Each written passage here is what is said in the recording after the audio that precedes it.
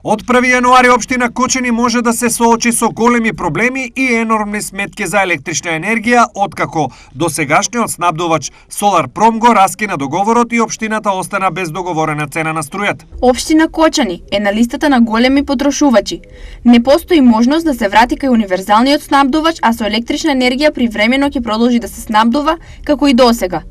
Максималниот период во кој може да набавува струја од досегашниот снабдувач е 90 дена, при што треба во овој рок повторно да објави оглас за склучување нов договор за јавна набавка. Велат од општината. Доколку постапката за склучување на нов договор не успее, освен општината, без договорена цена на струјата остануваат и неколку општински институции. Ситуацијата најсериозно може да се одрази на јавното комунално претпријатие Водовод, каде струјата зазема огромна ставка во трошоците за преработка и дистрибуција на вода.